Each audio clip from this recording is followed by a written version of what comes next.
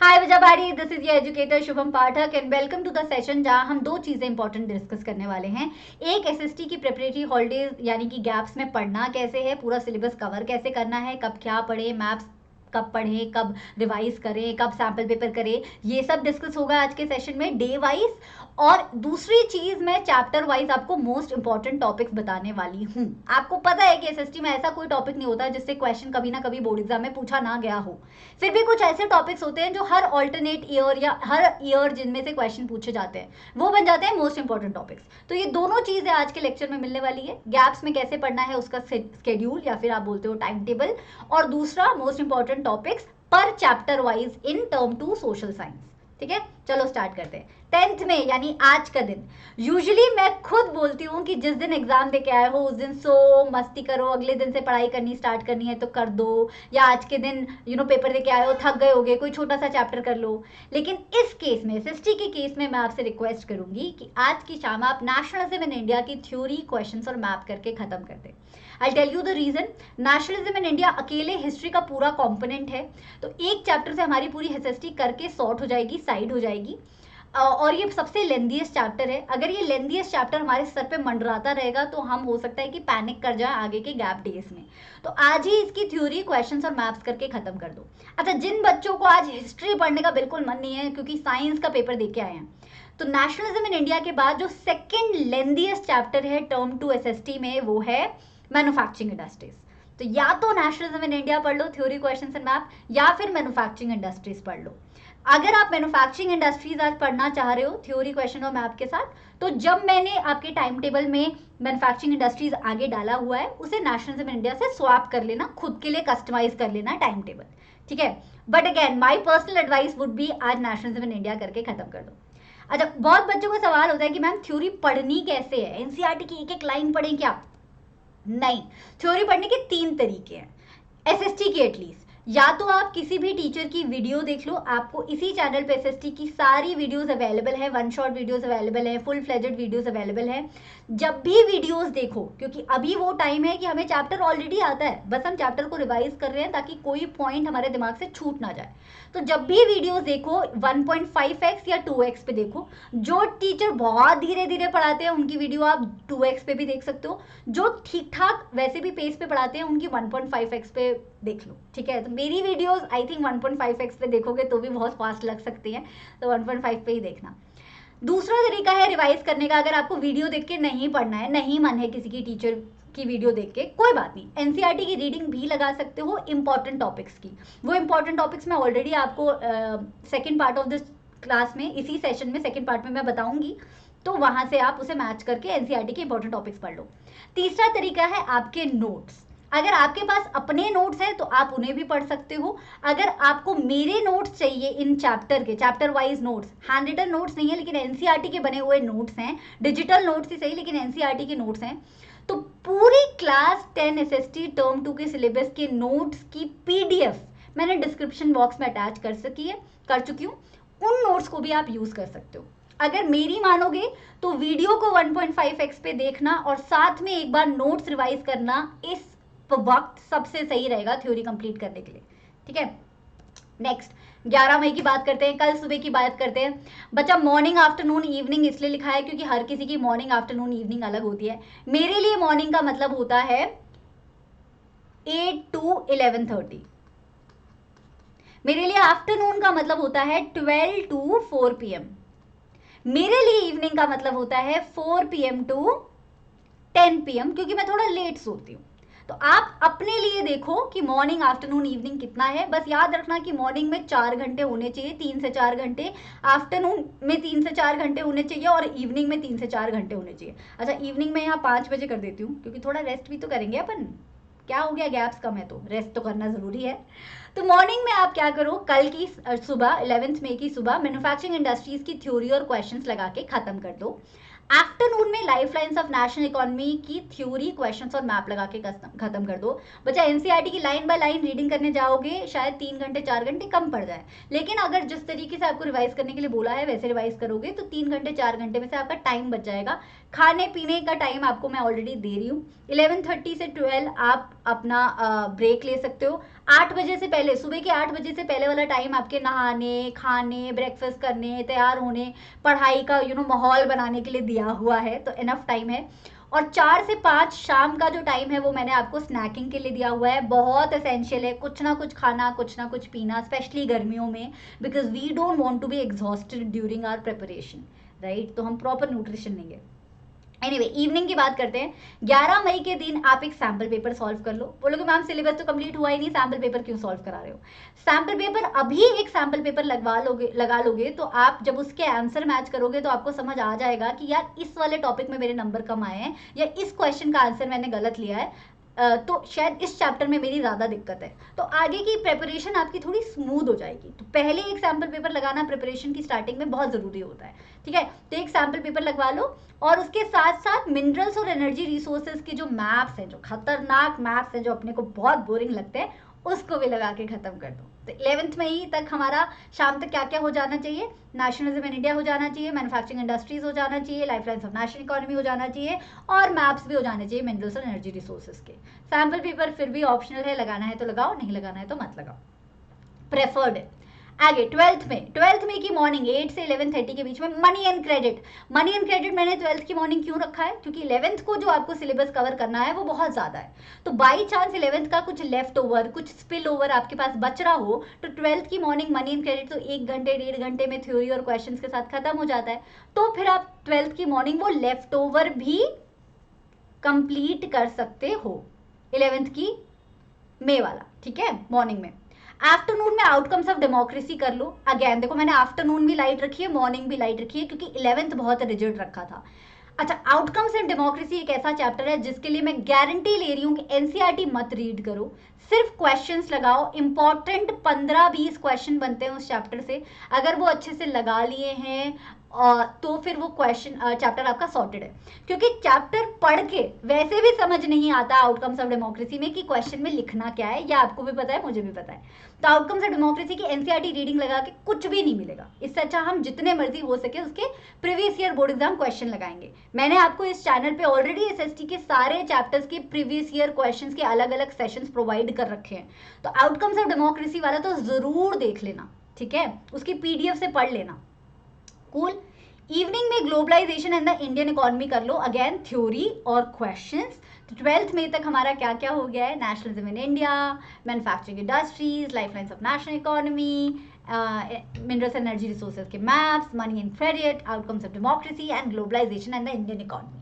12th की मई शाम तक आप ऑलरेडी बहुत खुश घूम रहे होगे कि यार सिलेबस जो है कंप्लीट होता हुआ दिख रहा है, सिर्फ पॉलिटिकल पार्टीज बचा है। मैं यही चाहती हूँ कि पेपर से एक दिन पहले आपके दिमाग पे वो होवर ना करे कि अरे 20% सिलेबस बचा है, 30% सिलेबस बचा है, ठीक है। और मैप्स मैं पहले लगाने के लिए इसलिए बोल रही हूँ ताकि 13th की में एक बार आप फिर से मैप रिवाइज कर लो और आपके मैप्स जो है पक्के हो जाए। एनीवे, 13th की मॉर्निंग पॉलिटिकल पार्टीज, थ्योरी और क्वेश्चंस।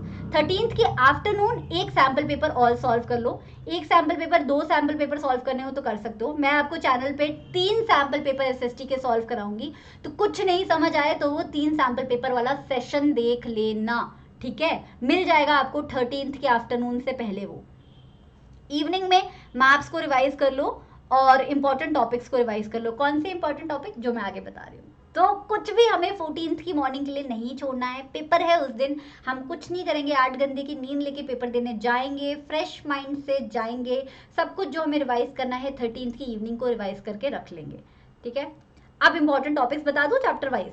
स्टार्ट करते हैं मनी एंड क्रेडिट से।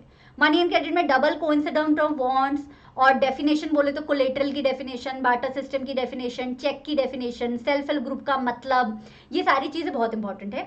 इसके साथ फॉर्मल सेक्टर और इनफॉर्मल सेक्टर में क्या डिफरेंस होता है ये भी बहुत इंपॉर्टेंट है। डिफरेंस जब आप पढ़ोगे तो आपको फॉर्मल और इनफॉर्मल के फीचर्स समझ आएंगे, लिमिटेशंस भी समझ आएंगे, सब कुछ समझ आ जाएगा। आरबीआई का रोल बहुत इंपॉर्टेंट है, चाहे वो करेंसी प्रिंट करने में है, करेंसी इशू करने में है, या फिर वो बैंक्स की सुपरविजन में है। तो ये सारे पॉइंट्स मनी एंड क्रेडिट के इंपॉर्टेंट है। सेल्फ हेल्प ग्रुप भी बहुत इंपॉर्टेंट है, वो मैंने यहाँ पे ऑलरेडी दे रखा है। सेल्फ हेल्प ग्रुप से रिलेटेड सब कुछ ही इंपॉर्टेंट है, उसके क्या फीचर्स होते हैं, उससे क्या आउटकम्स निकलते हैं, वो सब कुछ। Then lifelines of national economy, सबसे important lifelines of national economy में कुछ है तो वो मेरिट्स और डीमेरिट्स हैं, चाहे वो रेलवे के हों, रोडवेज के हों, पाइपलाइन के हों, एयरवे के हों और वाटरवे के हों। इस प्रोज और कॉन्स में ये क्वेश्चन भी आ जाता है कि यार एयरवे जो है नॉर्थ ईस्ट की जो पॉपुलेशन है उन्हें एयरवेज की टिकट्स में कंसेशन क्यों मिलता है। इसी में ये क्वेश्चन भी आ जाता है कि रेलवे जो है रोडवे से बेहतर रोडवे जो है रेलवे से बेटर क्यों है। इसमें ये क्वेश्चन भी आ जाता है कि पाइपलाइन में ट्रांसशिपमेंट लॉसेज नहीं होते, हम ऐसा क्यों बोलते हैं। इसमें ये क्वेश्चन भी आ जाता है कि वाटरवेज के क्या फायदे हैं। तो प्रोज और कॉन्स जब आप सबके पढ़ोगे तो इसमें सब कुछ कवर हो गया। फिर इंटरनेशनल ट्रेड को इकोनॉमिक बैरोमीटर बोला जाता है। क्यों बोला जाता है ये टॉपिक आपको इसी चैप्टर में मिलेगा। सेकंड लास्ट पैराग्राफ जो है इस चैप्टर का उसमें आपको ये मिल जाएगा, इंटरनेशनल ट्रेड को इकोनॉमिक बैरोमीटर क्यों बोला जाता है। ठीक है, tourism as a trade, tourism को ट्रेड क्यों बोला जाता है, ये चैप्टर का लास्ट टॉपिक है, लास्ट पैराग्राफ है, उसमें आपको ये मिल जाएगा, तो ये भी पढ़ लेना। फिर ट्रांसपोर्ट को बैकबोन क्यों बोला जाता है इकोनॉमी की, ये चैप्टर का फर्स्ट पेज है। फर्स्ट पेज में ही एक्सप्लेन किया हुआ है कि ट्रांसपोर्ट को इकोनॉमी की बैकबोन क्यों बोला जाता है। तो ये लाइफलाइंस ऑफ नेशनल इकोनॉमी के इंपॉर्टेंट टॉपिक्स है। Obviously maps are also very very important. Next, globalization and the Indian economy. सबसे पहले तो इस चैप्टर में डेफिनेशन बहुत सताती हैं, चाहे वो मल्टीनेशनल कॉर्पोरेशन की डेफिनेशन हो, ग्लोबलाइजेशन की हो, फॉरेन ट्रेड की हो, फॉरेन इन्वेस्टमेंट की हो। यहाँ पे थोड़ी स्पेलिंग गलत हो गई है, फॉरेन आएगा। ग्लोबलाइजेशन के मेरिट्स और डीमेरिट्स, मेरिट्स और डीमेरिट्स जब आप ग्लोबलाइजेशन के लिए पढ़ोगे तो मेरिट्स हो जाएंगे ग्लोबलाइजेशन का पॉजिटिव इंपैक्ट, डीमेरिट्स हो जाएंगे ग्लोबलाइजेशन का नेगेटिव इंपैक्ट्स। जब आप मेरिट्स पढ़ रहे हो तो ये भी पढ़ना कि कंज्यूमर्स के लिए क्या मेरिट्स हैं, मैन्युफैक्चरर्स के लिए क्या मेरिट्स हैं। जब आप डीमेरिट्स पढ़ रहे हो ग्लोबलाइजेशन के तो ऐसे पढ़ना कि अनस्किल्ड लेबर के लिए क्या डीमेरिट्स हैं, या स्मॉलर प्रोड्यूसर्स के लिए ग्लोबलाइजेशन के क्या डीमेरिट्स हैं, वो सब पढ़ना। इसमें एक एग्जाम्पल भी दे रखा है यूएसए वाला, यूएसए के एग्रीकल्चरल प्रोडक्ट्स वाला, जिसमें अनफेयर वर्ल्ड ट्रेड सेंटर की पॉलिसीज के बारे में बताया हुआ है। वर्ल्ड ट्रेड सेंटर नहीं, वर्ल्ड ट्रेड ऑर्गेनाइजेशन की पॉलिसीज के बारे में, वो एग्जाम्पल भी इस क्वेश्चन में काफी काम आ सकता है। अब SEZ यानी कि स्पेशल इकोनॉमिक जोन क्या होते हैं, उनमें क्या फैसिलिटीज प्रोवाइड की जाती है, उनका क्या ऑब्जेक्टिव होता है, ये पूरा एक बॉक्स दे रखा है आपके ग्लोबलाइजेशन चैप्टर में, वो बॉक्स पूरा इंपॉर्टेंट है। लिबरलाइजेशन ऑफ ट्रेड क्या होता है, इंडिया ने लिबरलाइजेशन पहले क्यों नहीं किया हुआ था और बाद में क्यों करना स्टार्ट कर दिया, और वर्ल्ड ट्रेड ऑर्गेनाइजेशन का लिबरलाइजेशन से क्या ताल्लुक है, ये सब कुछ इंपॉर्टेंट है ना। Interlinking done by MNCs, 3 points दिए हुए हैं ग्लोबलाइजेशन चैप्टर में कि एमएनसीज इंटरलिंकिंग कैसे करती हैं, जॉइंट कंपनीज खोल के, कंपनीज को खरीद के और पूरा प्रोडक्शन प्रोसेस आउटसोर्स करके। ये 3 पॉइंट एज इट इज दे रखे हैं इंटरलिंकिंग वाले टॉपिक में, वो तीनों पॉइंट इंपॉर्टेंट है। चाइनीज टॉयज, इंडियन टॉयज वाला एग्जाम्पल भी एक बार रीड कर लेना, ताकि कहीं 5 मार्क्स में कोई क्वेश्चन आए ग्लोबलाइजेशन से, जहां ग्लोबलाइजेशन का नेगेटिव इंपैक्ट पूछा हो तो आप वो आंसर में डाल सको। ठीक है, पॉलिटिकल पार्टीज पे आते हैं। पॉलिटिकल पार्टीज में भी डेफिनेशन बहुत इंपॉर्टेंट है, सिविक्स की डेफिनेशन सबसे ज्यादा इंपॉर्टेंट होती है। पॉलिटिकल पार्टीज का मीनिंग और डेफिनेशन एक ही बात है। पॉलिटिकल पार्टीज में डिफेक्शन का क्या मतलब होता है, ये डेफिनेशन वेरी वेरी इंपॉर्टेंट है। कोलिजन गवर्नमेंट की डेफिनेशन, अलायंस की डेफिनेशन, ये सब इंपॉर्टेंट है। पार्टी के सिस्टम कौन से होते हैं, वन पार्टी सिस्टम कहाँ फॉलो होता है, क्या होता है, बाई पार्टी सिस्टम क्या होता है, मल्टी पार्टी सिस्टम क्या होता है, विद एग्जाम्पल्स, ये आपको करने हैं। नेशनल पार्टी बनने का क्या क्राइटेरिया होता है, स्टेट पार्टी बनने का क्या क्राइटेरिया होता है, ये भी आपको करना है। पॉलिटिकल पार्टीज के क्या चैलेंजेस हैं, ये भी आपको करने हैं। ये बहुत इंपॉर्टेंट है, सीधे 3 मार्क या 5 मार्क के क्वेश्चन में आएगा। किसी एक चैलेंज पे भी क्वेश्चन आ सकता है, जैसे कि डायनेस्टिक सक्सेशन पे, या फिर सारे चैलेंजेस पे भी 5 मार्क का क्वेश्चन या आपका 3 मार्क का क्वेश्चन आ सकता है। पॉलिटिकल पार्टीज को वेज क्या है रिफॉर्म करने के, ये भी पढ़ लीजिएगा। जब भी क्वेश्चन पेपर में आए रिफॉर्मिंग पॉलिटिकल पार्टीज पे, तो ध्यान दीजिएगा कि ऑलरेडी रिफॉर्म कैसे हुई है पॉलिटिकल पार्टीज, ये पूछा गया है, कि और क्या तरीके हैं रिफॉर्म करने के, ये पूछा गया है। दोनों अलग है, दोनों एनसीईआरटी में अलग अलग तरीके से मेंशन्ड है।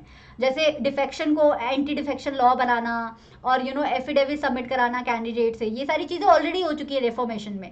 लेकिन और भी कुछ कर सकते हैं, जनता प्रेशर डाल सकती है, पॉलिटिकल पार्टीज में इंटरनल डेमोक्रेसी क्रिएट कर सकते हैं, ये कुछ तरीके हैं जो एनसीईआरटी में और हो सकते हैं, वो मेंशन है, तो वैसे पढ़ना।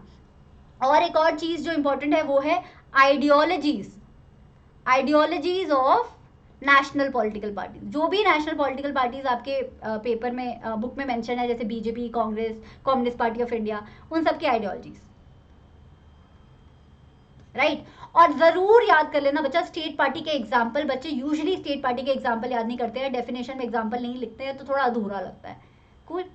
Next, manufacturing industries. Manufacturing industries में इंडस्ट्रीज की जो कैटेगरीज हैं वो सारी इंपॉर्टेंट है, सारी की सारी, बल्क, बेसिक की, सब कुछ इंपॉर्टेंट है। ठीक है, एग्रीकल्चर और इंडस्ट्रीज के बीच में लिंक क्या है, इंटरडिपेंडेंस है एग्रीकल्चर और इंडस्ट्रीज की आपस में, ये पहले ही पेज पे आपको चैप्टर के मिल जाएगा, ये भी बहुत इंपॉर्टेंट है। फिर cotton, jute, sugar cane industry क्या क्या प्रॉब्लम फेस करती है, कहीं इलेक्ट्रिसिटी नहीं आता है, या शुगर केन में सुक्रोज का कंटेंट कम हो जाता है ट्रांसपोर्टेशन में, ये सारी की सारी प्रॉब्लम सबकी इंपॉर्टेंट है। रीजंस फॉर लोकेशन आपको पता ही है, 3 मार्क का फेवरेट क्वेश्चन है मैन्युफैक्चरिंग इंडस्ट्रीज का, कि कॉटन इंडस्ट्री हुगली बेसिन में क्यों लगी हुई है, sorry cotton industry black soil पे, ये आपकी ब्लैक सॉइल वाले एरिया पे क्यों ज़्यादा कॉन्सेंट्रेटेड है, जूट इंडस्ट्री हुगली बेसिन में क्यों लगी हुई है, शुगर केन इंडस्ट्री धीरे धीरे महाराष्ट्र की तरफ क्यों शिफ्ट होती जा रही है, ये लोकेशन के जो रीजंस हैं they are also very important. और इन्वायरमेंटल डिग्रेडेशन वाला टॉपिक पूरा इंपॉर्टेंट है, बच्चे बहुत लाइट ले लेते हैं कि अरे ये तो ईजी है। Thermal pollution, noise pollution, water pollution, क्या तरीके हैं पोल्यूशन को कम करने के और इनकी डेफिनेशन, ये सब कुछ इंपॉर्टेंट है, ये तो पूरा टॉपिक पढ़ना है। फिर outcomes of democracy, outcomes of democracy में कुछ 5-6 क्वेश्चन इंपॉर्टेंट बनते हैं। एक तो डेमोक्रेसी को अकाउंटेबल गवर्नमेंट क्यों बोलते हो उसके कारण, लेजिटिमेट गवर्नमेंट क्यों बोलते हो उसके कारण, रिस्पॉन्सिव गवर्नमेंट क्यों बोलते हो उसके कारण। मेरी अगर पीडीएफ देखोगे, सेशन देखोगे आउटकम्स ऑफ डेमोक्रेसी के क्वेश्चंस वाला, आपको ये सारे क्वेश्चंस मिलेंगे वहां पे।